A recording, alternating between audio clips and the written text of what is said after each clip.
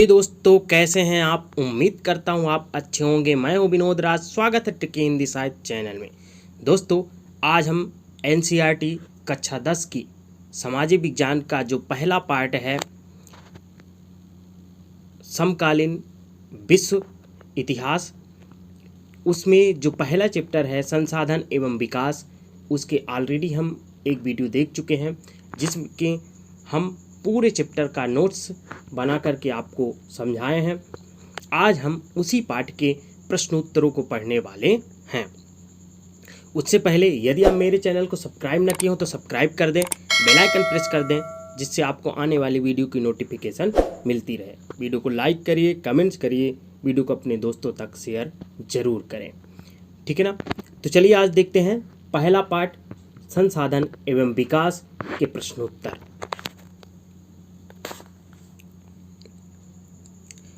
बहुविकल्पी प्रश्न है। सबसे पहले,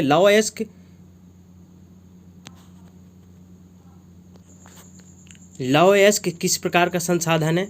नवीनीकरण योग्य, प्रवाह, जैव, अनवीनीकरण। तो हम जानते हैं कि जो खनिज संसाधन हैं, खनिज संसाधन कभी न कभी क्या है, समाप्त होने वाले हैं। इनको हम नवीनीकृत नहीं कर सकते, तो ये क्या हो जाएंगे आपके अनवीनीकृत। ओके। ज्वारीय ऊर्जा निम्नलिखित में से किस प्रकार का संसाधन है? तो ज्वारीय ऊर्जा को हम क्या कर सकते हैं, पुनः पूर्ति योग्य बना सकते हैं। उनको हम पुनः से बना सकते हैं, यानी ये नवीनीकरण के अंतर्गत आएंगे, तो ये क्या हो जाएंगे, पुनः पूर्ति योग्य कहलाएंगे। पंजाब में भूमि निम्नीकरण का निम्नलिखित में से मुख्य कारण क्या है? गहन खेती, अधिक सिंचाई, वनोन्मूलन, अति पशुचारण। तो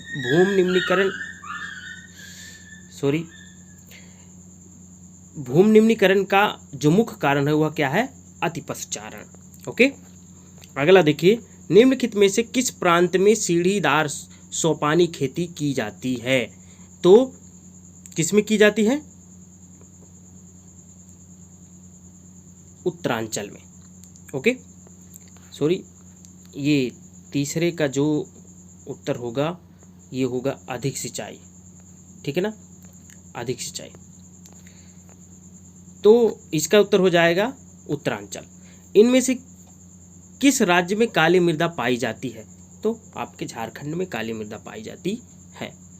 वैसे महाराष्ट्र में सबसे ज़्यादा पाई जाती है, लेकिन झारखंड में भी पाई जाती है। इनमें से झारखंड में भी पाई जाती है। चलिए अब देखते हैं निम्नलिखित प्रश्नों के उत्तर लगभग 30 शब्दों में लिखिए।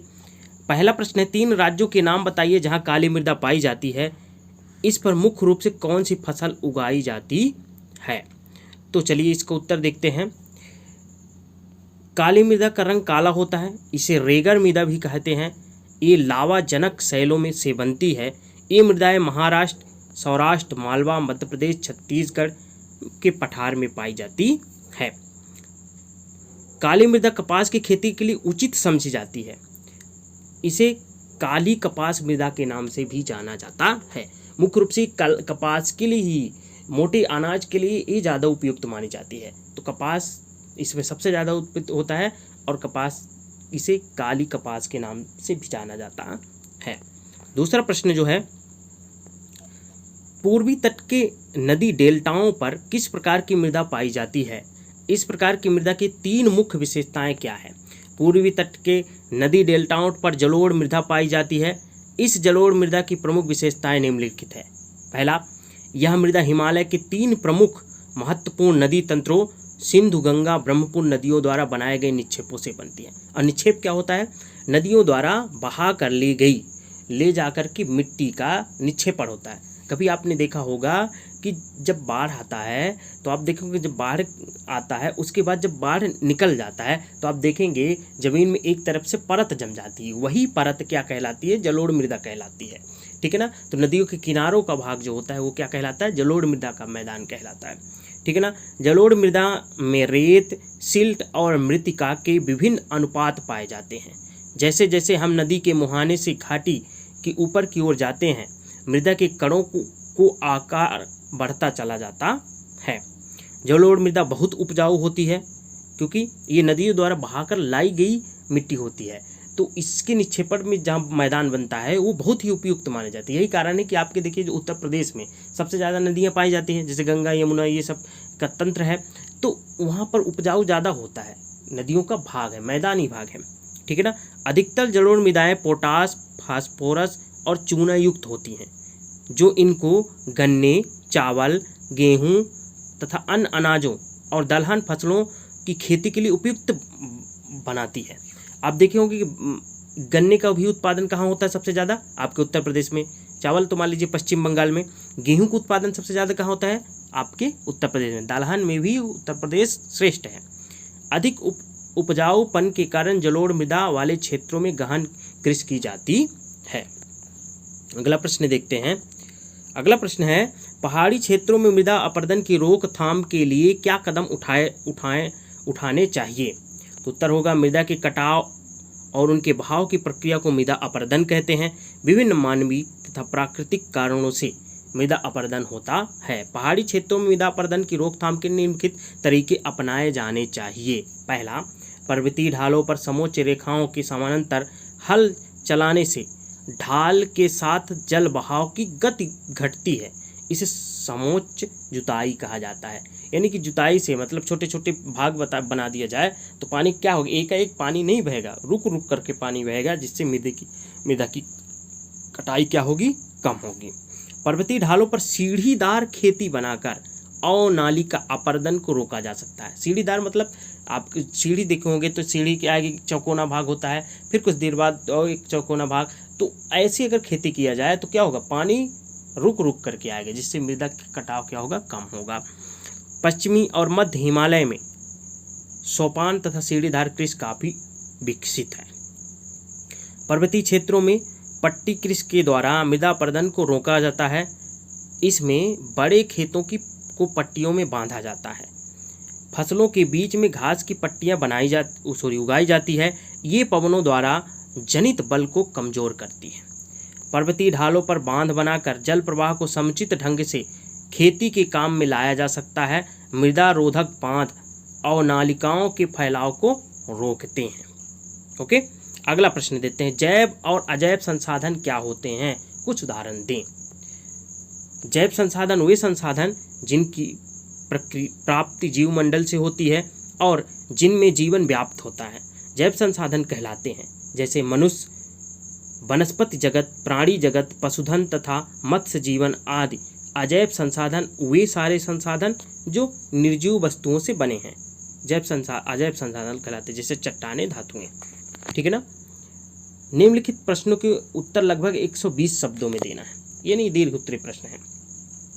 देखते हैं। पहला प्रश्न जो है, भारत में कृषि उपयोग प्रारूप का वर्णन करें। वर्ष 1960 से 61 से वन के अंतर्गत क्षेत्र में महत्वपूर्ण वृद्धि नहीं हुई, इसका क्या कारण है? उत्तर होगा भारत में कृषि का उपयोग अलग अलग प्रकार के कार्यों में किया जाता है। कुल भूमि में से 93% भोग के ही उपयोग के आंकड़े उपलब्ध हैं। कुल प्राप्त भूमि में से 46.6% भूमि शुद्ध बोए गए क्षेत्र के अंतर्गत आती है।